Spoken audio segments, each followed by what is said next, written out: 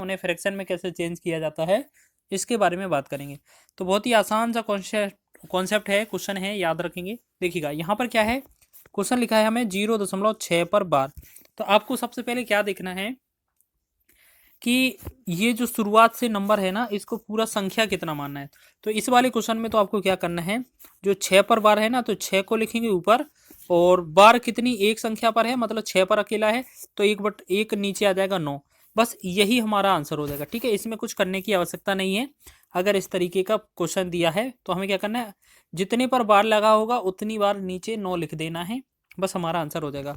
फिर 3 से काटेंगे, 3 दूना 6, 3 तिरका 9। तो ये जो बनेगा फाइनल आंसर 2/3 बनेगा। 2/3 हमारा ऑप्शन नंबर बी में दिया हुआ है। ठीक है, इसी प्रकार हम आगे स्टेप बढ़ेंगे अगले प्रश्न की ओर। अगला लिखा है 0.12 बार को, 1 2 लिखा है, फिर बार लिखा है, को p/q के रूप में व्यक्त कीजिए, जहां p और q पूर्णांक है और q नॉट इक्वल 0 है।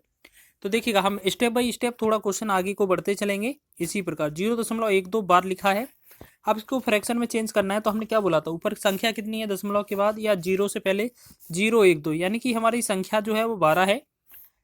अब वो देखेंगे दशमलव के बाद कितनी संख्याओं पर बार लगा है, 2 संख्याओं पर। तो 2 संख्याओं का मतलब है 2 बार 9 लिखना है। लेकिन आंसर ये तो दिया नहीं है, तो हम 3 से डिवाइड करेंगे, 3 चौके 12, 3 तिरका 9, 3 तिरका 9, यानी कि हम कह सकते हैं 4/33 जो होगा इसका राइट आंसर हो जाएगा। 4/33 ऑप्शन नंबर बी इसका राइट हो जाएगा। तो दूसरे प्रश्न का आंसर भी आपने आसानी से कर लिया है। इसी प्रकार हम आगे बढ़ेंगे अगले प्रश्न की ओर। अगला क्वेश्चन देखेंगे 0.532, और जिसमें 3 2 पर बार है और भिन्न के बराबर है, ये इसके फ्रैक्शन वैल्यू बताना है। तो देखिएगा अभी ये स्टेप क्या है, छोटे से बड़ा होकर चल रहे हैं हम, छोटे छोटे क्वेश्चनों को लेकर। तो सबसे पहले लिखा क्या है हमारे पास क्वेश्चन में, 0.532, यहाँ 3 2 पर बार लगा है। तो हमें सबसे पहले क्या करना है, ऊपर क्या लिखा है 532, 532 लिखा। अब देखिएगा अब इसमें क्या है, घटाने वाला भी सिस्टम आएगा। ठीक है, हमें ये देखना है कि दशमलव के बाद जो बार है 32, मतलब 3 2 संख्याओं पर है, 3 और 2 पर बार लगा है। इससे पहले जो संख्या होगी ना 0.5 या 0.5, ये हमें माइनस करना होगा। ठीक है, ये 0.5 क्या है, माइनस करना होगा। अभी पिछले वाले में क्या था, संख्या छूट नहीं रही थी दशमलव वाली, दशमलव के बाद बार वाली, तो हम उसमें कुछ भी नहीं घटा रहे थे। अगर दशमलव से पहले और मतलब दशमलव के बाद और बार से पहले कोई संख्या छूटती है तो उसको घटाया जाता है। ठीक है, तो बटा में क्या करेंगे, 2 संख्याओं पर बार है तो 2 बार 9 आ जाएगा, और एक अंक छूटा है तो 1 बार 0 आएगा। ठीक है, याद रखना जितनी संख्याओं पर बार है उतनी बार 9 आएगा, तो जितनी संख्या दशमलव बार के पहले छूटी गई हैं उतनी बार 0 आएगा। ठीक है, जब इसको सॉल्व करेंगे तो 532 में से 5 चला जाएगा, तो ये बनेगा 527। 527 में ये क्या है, 990, ये बटा में आ जाएगा। ठीक है, तो ये वाला विकल्प हमारा दिया है, 527 वाला विकल्प दिया है, बिल्कुल दिया है।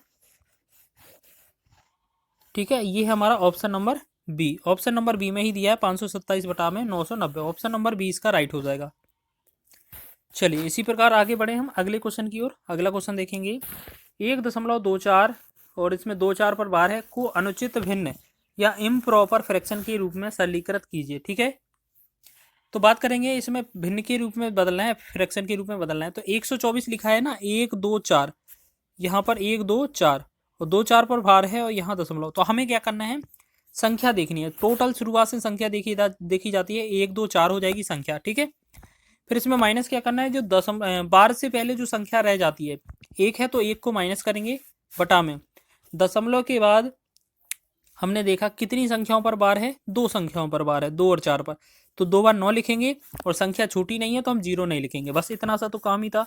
तो यहाँ 124 में से अगर हम एक घटाएंगे तो 123 बनेगा, और बटा में कितना रहेगा, 99। ठीक है, ये होगा बटा में 99। तो इस तरीके का आंसर भी कभी है नहीं, तो हम क्या करते हैं, इसे डिवाइड कर लेते हैं। 3 से डिवाइड करेंगे, 3 चौके 12, 3 एकम 3, इसे करेंगे 3 तिरका 9, 3 तिरका 9, यानी कि इसका जो आंसर बनेगा वो 41/33 बनेगा। ठीक है, 41/33 हमारा डी ऑप्शन इसका राइट हो जाएगा। तो आगे हम इस स्टेप पर बढ़ रहे हैं। इसी प्रकार के एक अगले क्वेश्चन की ओर बढ़ेंगे। तो देखिएगा यहाँ लिखा है 3.14 और 4 पर बार लिखा है, इसका हमें मान ज्ञात करना है। 3.14, यहाँ पर 4 पर बार लगा है, तो हमें क्या करना है, संख्या हमारे पास क्या है, 3 1 4, 314 है। माइनस क्या करना है, जो बार पर लगा है ना 4 पर बार, इससे पहले कितनी बनती है, 3 1, यानी कि 31 को घटाना है बस। हर बार क्या करना है, बार को छोड़कर पीछे जो शुरुआत में संख्या होगी वो पूरा घटाई जाती है। फिर हमने देखा 4 पर अकेला बार है, इसका मतलब एक संख्या पर बार है, एक अंक पर बार है, तो हमने एक बार 9 लिख दिया। बाकी दशमलव के बाद और बार से पहले एक अंक छूटा है तो उतनी बार जीरो आएगा। ठीक है, याद रखना दशमलव के बाद और बार से पहले जितने अंक छूटे होते हैं उतने जीरो लगाए जाते हैं। तो 314 में से 31 घटाएंगे अगर हम, तो 4 में से 1 गया 3, 31 में से 3 जाएगा 28। ठीक है, तो 283 बटा में 90। तो हमने देखा अगर इसे डिवाइड करके देखते हैं तो इसे कितना, 9 तिया 27 यानी कि 270, तो 3 बार जाएगा। फिर 13 और बचेगा, 13 बटा में 90। तो 3 सही 13 बटा में 90 जो होगा वो हमारा ऑप्शन नंबर ए इसका राइट हो जाएगा। ठीक है, समझ में आया। हर बार इसी पैटर्न पर आधारित क्वेश्चन करना है और बहुत ही आसान क्वेश्चन है। देखिएगा एक क्वेश्चन और लिया है आपके लिए, 1.427। आपका क्वेश्चन कितना भी बड़ा हो आपको पैटर्न यही फॉलो करना है।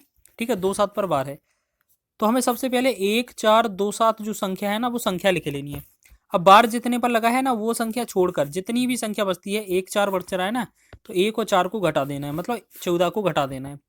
ठीक है, 1 4 का मतलब क्या है, 14 को घटा देना है, दशमलव नहीं देखना होता है, याद रखेंगे। ठीक है, अब हमने देखा ऊपर दो संख्याओं पर बार था तो दो बार नीचे 9 लिखेंगे, और दशमलव के बाद और बार से पहले एक 4 अंक छूटा है, यानी कि एक अंक छूटा है तो उतनी बार ही जीरो लिखेंगे बस। 1427 में से अगर हम घटाएंगे तो ये कितना, 4 में 7 में 4 गया 3, 2 में से 1 और 1 4, 1413 बटा में 990। ठीक है, 990।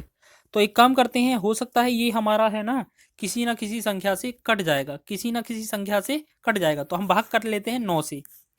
9 एकम 9, 9 एकम 9 1 0, और 9 एकम 9 5 51 हो जाएगा, 9 पर 9 45, 6 7 63 हो जाएगा, 9 7 63। तो इसका जो आंसर आया वो कितना बना, 157 बटा में 110। तो फाइनली ये क्या हो जाएगा, आंसर हो जाएगा। ठीक है, तो आपने 6 क्वेश्चन महत्वपूर्ण देखे हैं जो आपके फ्रैक्शन पर आधारित थे, बी ऑप्शन इसका राइट हो जाएगा। तो सीधी बात याद रखना, जितने पर बार लगा है उतना नीचे 9 आना है, और जितनी संख्याएं दशमलव के बाद और बार से पहले छूटी हैं उतनी बार जीरो आएगा। ठीक है, और ऊपर घटाने वाला सिस्टम याद रखना कि किस में कितना घटाया जाता है। ठीक है, चलिए बार को छोड़कर सभी संख्या घटाई जाती हैं ऊपर वाली सभी संख्या में से। चलिए अब दो टाइप हैं आपकी भिन्न पर आधारित, जो छोटी और बड़ी पर आधारित पूछे जाते हैं। तो यहाँ पर देखेंगे क्वेश्चन में लिखा है सबसे छोटी भिन्न कौन सी है, 4/9, 5/4, 3/8, 6/7। देखिएगा यहाँ पर कितना है, 4/9, 5/4, 3/8 और 6/7। ठीक है, अब ये संख्या है, हम मान लेते हैं ऊपर दोनों में सभी में 0 0 लगा देंगे। ठीक, 2 0 हमने अपनी तरफ से बढ़ा लेना। जब भी बड़ी और छोटी वाला क्वेश्चन लिखे ना, और कोई लॉजिक समझ ना आए, ना ही क्रॉस मल्टीप्लिकेशन ना ही एलसीएम मेथड, कुछ नहीं करना है आपको। सबसे पहले ये देख लेना है, ऊपर 2 0 बढ़ा लेना है। ठीक है, अब 2 0 जब बढ़ा लेंगे, अब इसे डिवाइड कर देना आसानी से, 9 चौके 36 और 4 बचेगा, 9 चौके 36। दशमलव को ध्यान नहीं देना है, बस ये हम समझ लेंगे कि इसका मान 44 आएगा। 4 से इसे डिवाइड करेंगे तो 4 एकम 4 और 1 10, 4 दूना 8, 4 पंचे 20, तो ये आ जाएगा 125। अब इसे हम डिवाइड करें अगले वाले को, 8 एकम 8, 8 तिया 24, 6 60, 8 7 56, तो ये आएगा 37। ठीक है, फिर इसके बाद इसको भाग करेंगे तो 7 9 63, मतलब 7 8 56, 4 40 हो जाएगा, 4 की बिंदी 40, तो 7 पना 35। तो हमने देखा इन सब में 44, 125 और 37 और 85, तो सबसे छोटा कौन लग रहा है, 37। तो 37 वाली भिन्न क्या थी, 3/8 थी, तो 3/8 वाला हमारा आंसर होना चाहिए। तो ऑप्शन नंबर ए इसका राइट हो जाएगा। ठीक है, जो इसमें बड़ा निकलेगा वो बड़ा भिन्न, जो छोटा निकलेगा वो छोटा भिन्न। ठीक है, आसानी है, आसान है इस तरीके से करना। अगर 0 आप बढ़ा लेंगे तो बहुत ही आसानी एक बार में ही कर लेंगे। अब क्वेश्चन में पूछा है सबसे बड़ी भिन्न बताइए अगले क्वेश्चन में। तो जो संख्या लिखा है ना, 1/8 लिखा है, 2/12 लिखा है, उसके बाद 3/16 लिखा है, और चौथी संख्या 4/20 लिखा है। ठीक है, तो हमें सभी में क्या है, 2 0 बढ़ा लेने हैं, 2 0 बढ़ा लेने हैं। ठीक है, तो 100 में अगर इसमें भाग करेंगे 8 से तो ये आ जाएगा 12 8 96, लगभग 12.5, और यहाँ भाग करेंगे तो 12 एकम 12 और 8 80 है, 12 6 72, 16 आ जाएगा। इसी डिवाइड करेंगे तो ये हो जाएगा 16 एकम 16 और 140 हो जाएगा, 16 8 128। फिर 20 से भाग करेंगे तो ये कितना आएगा, 20। ठीक है, तो हमसे बड़ी पूछा है तो मैं देखो 12 16 18 20 में 20 वाला बड़ा होगा, यानी कि लास्ट वाली जो भिन्न है वो बड़ी होनी चाहिए। तो 4/20 जो होगा हमारा सबसे बड़ा भिन्न हो जाएगा। तो बी ऑप्शन इसका राइट हो जाएगा। ठीक है, तो सभी क्वेश्चन महत्वपूर्ण हैं। अगर आपको पसंद आए हैं, ट्रिक पसंद आया है, तो प्लीज़ वीडियो को लाइक कर दें और चैनल। तो जल्दी से इस क्वेश्चन को बनाएंगे। कैसे लिखा है, 7 अंकों की संख्या 504x5y3 कोमा 11 से विभाज्य है, तो x और y के योग का कोई एक मान क्या होगा।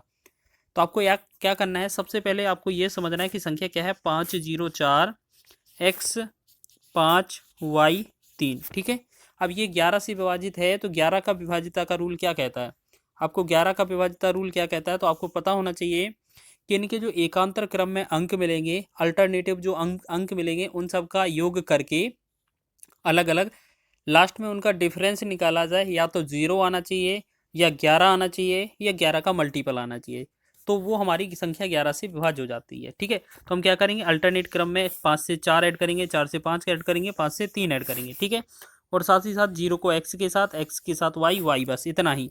तो हमने दो पैटर्न देखे हैं कि अगर हम 0x y 0+x+y को अगर ऐड करें, या 5 4 5 3 5 4 5 3 5+4+5+3 अगर इनको ऐड करें, बाद में इनका डिफरेंस निकालें, या तो 0 आना चाहिए, या हमारा 11 का मल्टीपल आना चाहिए। तो हम क्या करेंगे, 0 ही लिख लेते हैं। ठीक है, तो हमने देखा x+y यहाँ पर बचेगा, और माइनस का 5 4 5 3 इसे मिलाकर कितना, ये 17 हो जाएगा। बराबर में हमारा 0 आना चाहिए, तो हम 17 को उस तरफ भेज देंगे, तो x+y का जो वैल्यू है वो कितना आना चाहिए, 17।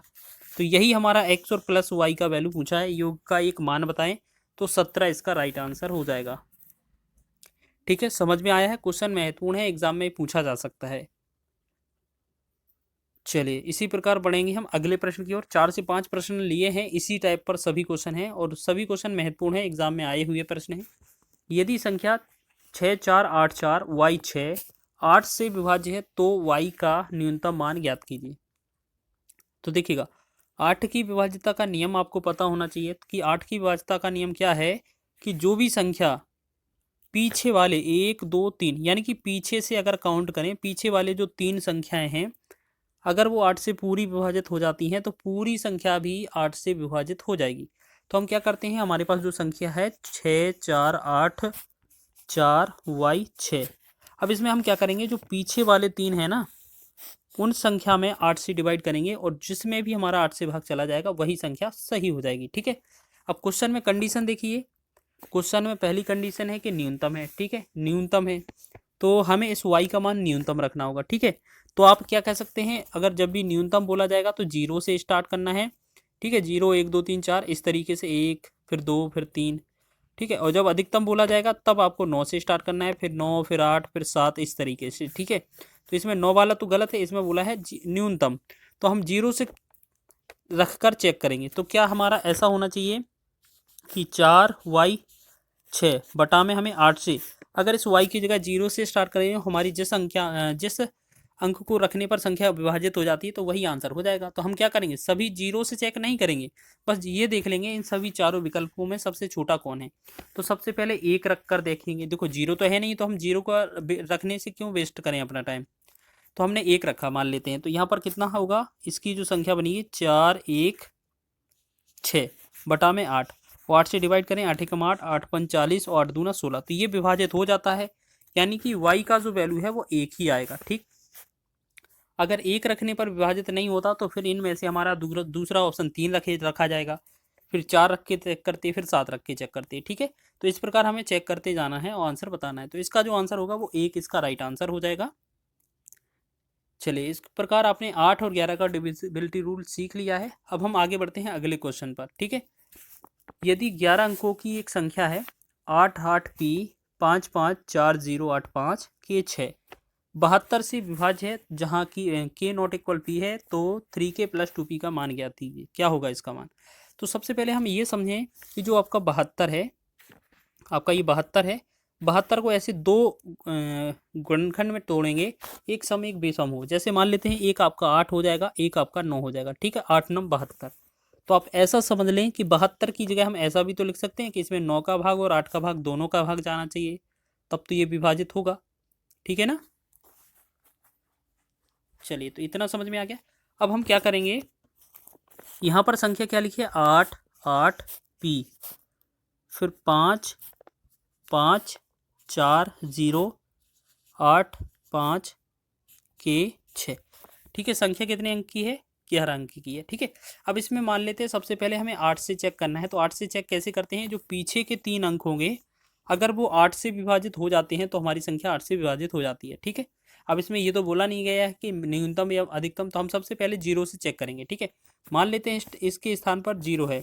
तो अगर हम बात करेंगे पहला कंडीशन कि 5 0 6 बनेगा संख्या, और इसे 8 से डिवाइड करेंगे तो 8 5 40।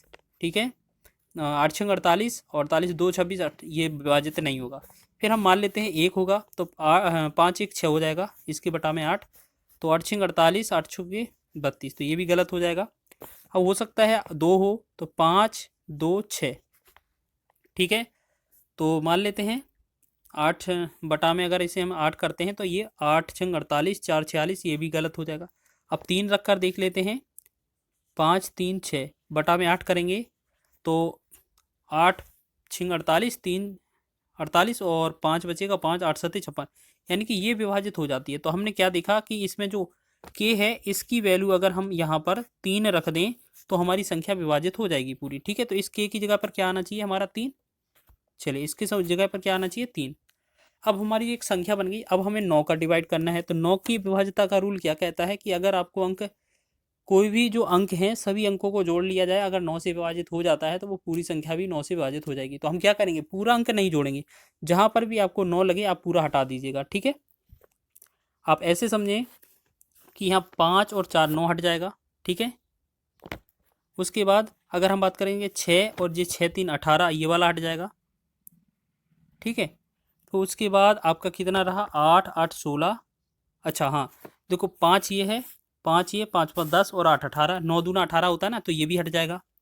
अब हमारे पास कितना बचा? 8 और 8 16 बचा। ठीक है, ये वाला 3 तो हमने ऊपर लिख कर काट दिया ना, अब 16 बचा।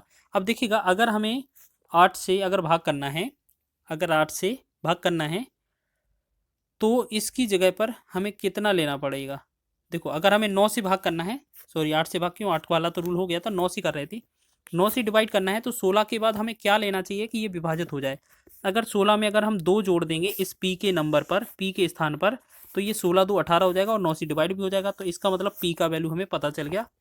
पी का वैल्यू क्या हो जाएगा हमारा? देखो यहाँ पर लिख देते हैं, पी का वैल्यू हो जाएगा 2 और जो के का वैल्यू है उसका वैल्यू हो जाएगा 3। ठीक है, अब हमसे पूछा क्या गया था? ये वाला मान, तो इसको लिखेंगे 3k प्लस 2p। तो 3 गुणे में के की वैल्यू 3 थी, प्लस में 2 गुणे में पी की वैल्यू 2 है, 3 3 का 9, प्लस में 2 दूना 4, तो 9 4 जोड़ेंगे तो ये बनेगा 13। 13 इस क्वेश्चन का राइट आंसर होगा, ऑप्शन नंबर सी। ठीक है, क्वेश्चन आसान है, बस आपको समझने की आवश्यकता है। ठीक है, महत्वपूर्ण क्वेश्चन है, एग्जाम में बनते हैं क्वेश्चन इस प्रकार से। चलिए, सबसे पहले अब एक और क्वेश्चन की बात कर लेते हैं। लास्ट प्रश्न है, बहुत ही मजेदार प्रश्न है, इस क्वेश्चन को देखेंगे।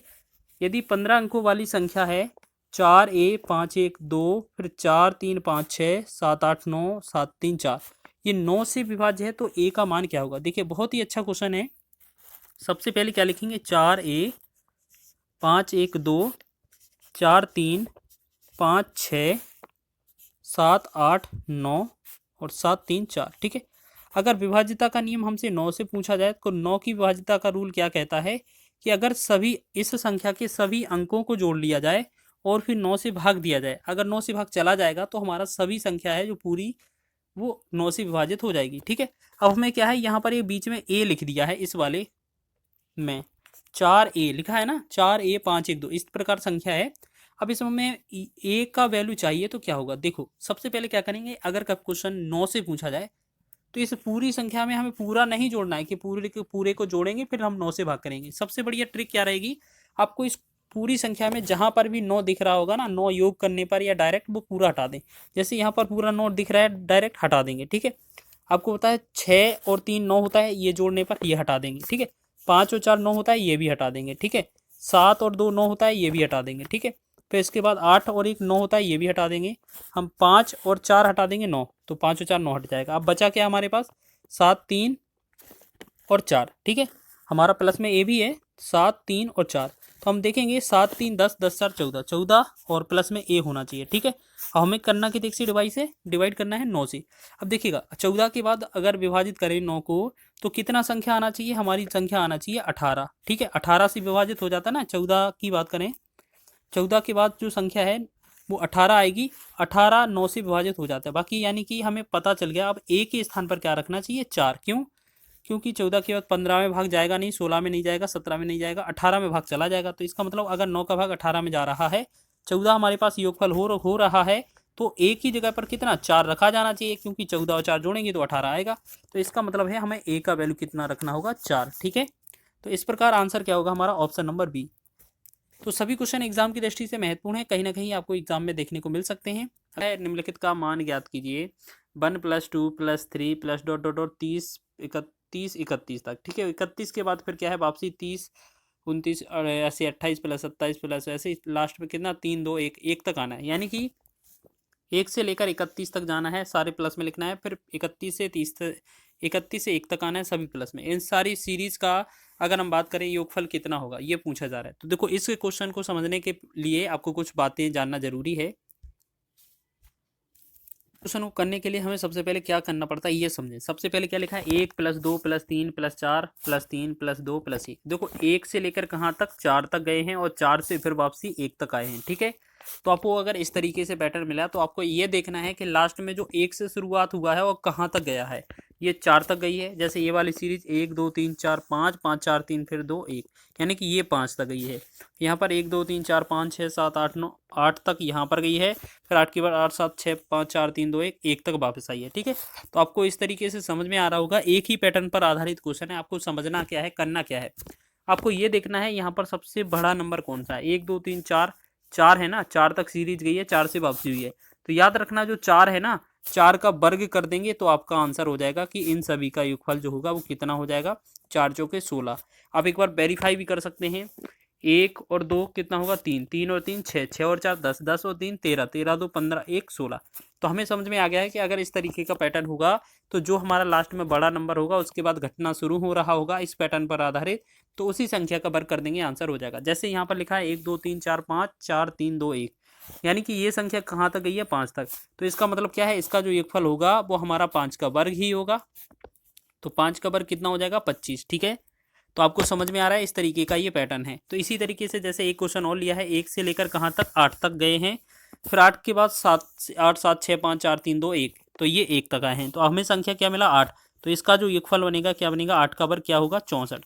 तो इसका आंसर 64 होगा। तो इस तरीके से आप समझ में आ गया क्वेश्चन में करना क्या था, ठीक है।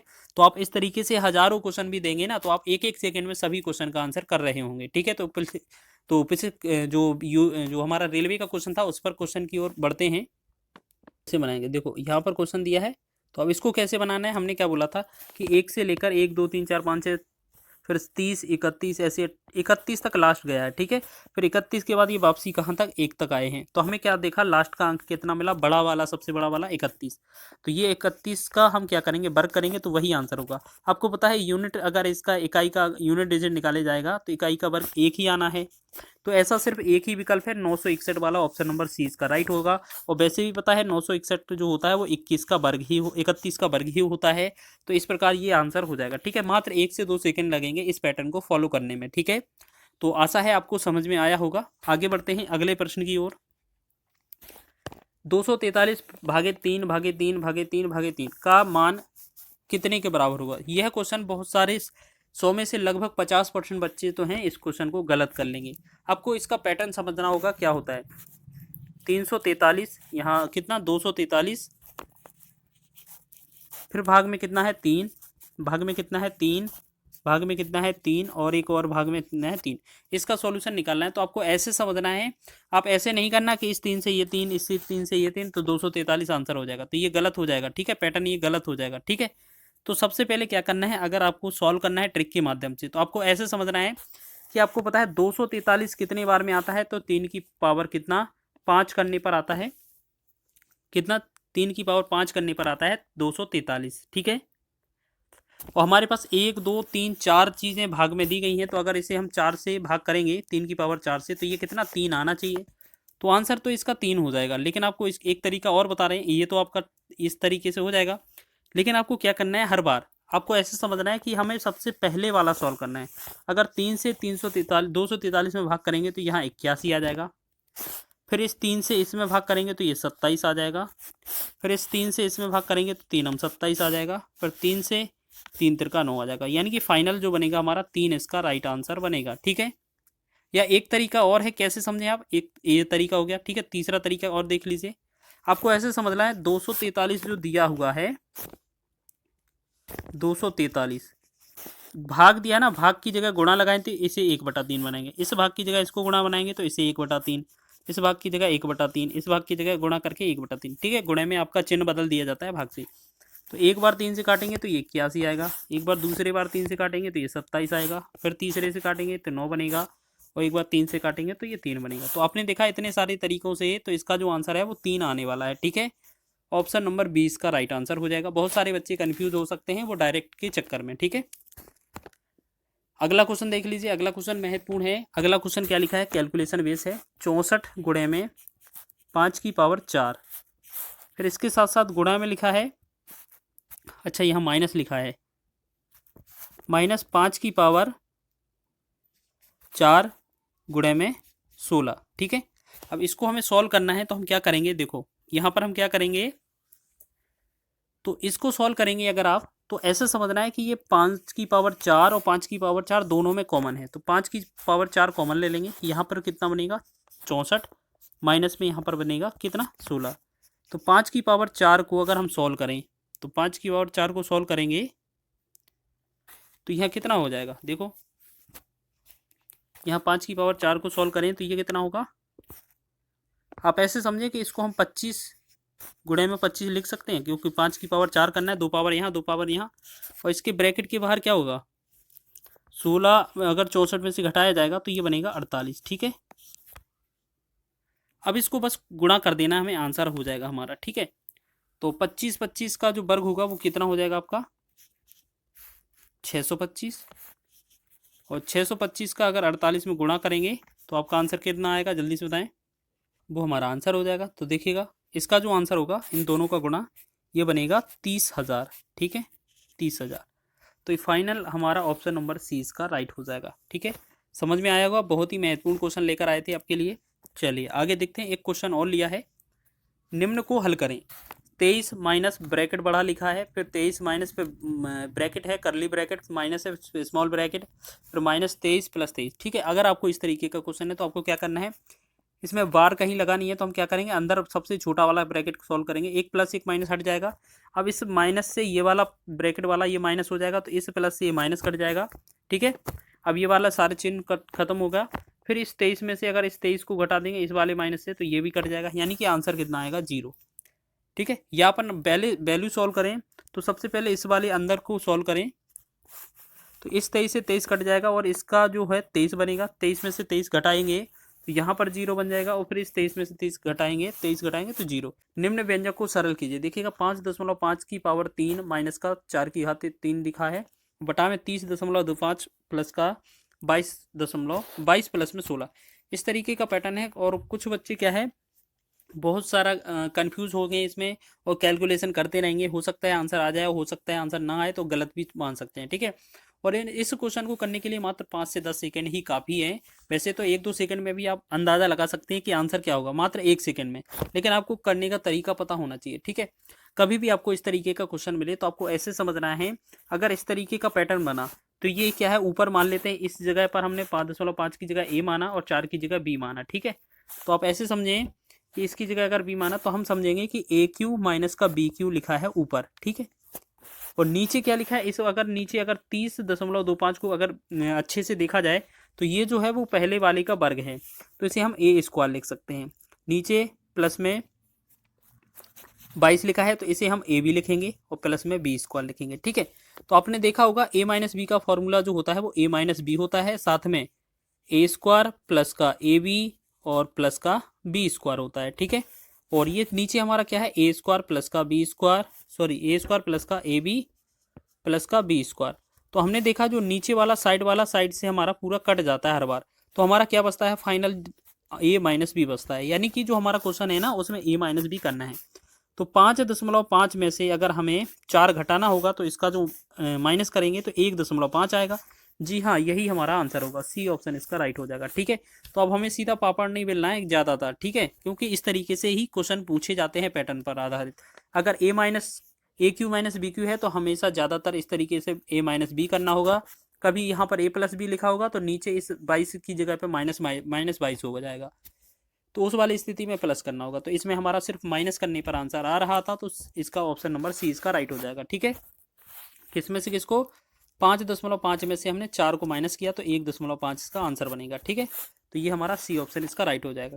एक क्वेश्चन और लिया है इसी टाइप पर, ये थोड़ा लॉन्ग मेथड पर आधारित है। ठीक है, एक व्यंजक को सरल कीजिए। इस क्वेश्चन को भी मात्र 1 से 2 सेकंड लगेंगे। ठीक है, आपको ऐसे समझना, ये ए बी सी हो जाएंगे अगर, तो ऐसे लिख सकते हैं इस वाले क्वेश्चन को कि ए क्यू प्लस का बी क्यू प्लस का सी क्यू, और यहाँ पर जो 22,500 है ना, ये हमारा ए इंटू बी इंटू सी के बराबर हो जाता है। ठीक है, बटा में यहाँ पर 15 है, 15 का square A square plus B square plus C square minus यहाँ पर A B minus B C minus C A. ठीक है, अगर इस तरीके के पैटर्न होते हैं तो इस ऊपर वाले का फॉर्मूला क्या होता है, आप ऐसे समझें, इस ऊपर वाले का जो फॉर्मूला होता है वो A plus B plus C, और साथ में हमारा होता है A square plus B square plus C square minus A B minus B C minus C A, और बटा में अपना हमारे पास ये वाला दिया था कि A square plus B square plus C square minus A B minus B C minus C A. अगर ये पैटर्न दिया है तो ये वाला तो पूरा कट ही जाना है, इसका मतलब हमें जो फाइनल आंसर देना है वो ए प्लस बी प्लस सी करके देना होता है। तो एक बार इन सबको ए बी सी जो है ना, यहाँ पर ये 15 20 और 25 को जोड़ दें, तो अगर हम यहाँ पर जोड़ेंगे तो कितना आएगा, 15 प्लस 20 प्लस 25, तो इन तीनों को जोड़ा जाए तो ये बनेगा हमारा 60। तो जी हाँ, यही 60 हमारा आंसर हो जाएगा इस क्वेश्चन का आंसर। ठीक है, तो ये भी आपको समझ में आया होगा किस तरीके से आपको हल करना था। ठीक है, क्वेश्चन आसान है, बस करने के तरीका पता होना चाहिए। देखो, ये तो वैसे हमने आपको बताया है कि ऐसा ऐसा करना था, इस वजह से ये टाइम लगा, नहीं तो हमें पता है ये पैटर्न फॉलो कर रहा था तो हम सीधा 15 20 और 25 को जोड़ते। हम क्या करते, सीधा 15 प्लस 20 प्लस 25 जोड़ते और हमारा आंसर हो जाता 60। बस इतना तो समय लगना था इसमें, तो बी ऑप्शन इसका राइट हो जाता। चलिए आगे बढ़े। चलिए अगला क्वेश्चन देखेंगे, महत्वपूर्ण क्वेश्चन है। X plus Y plus z बराबर 11, x Y plus Y Z plus x z x बराबर 42 है, तो x square plus Y square plus Z square का मान क्या होगा। ठीक है, अगर इस तरीके से क्वेश्चन दिया हो, देखो A plus B plus C में दिया है, A square plus B square plus C square के फॉर्म में पूछा है, मतलब X plus Y plus Z में दिया है और X square plus Y square plus Z square के रूप में पूछा जाएगा।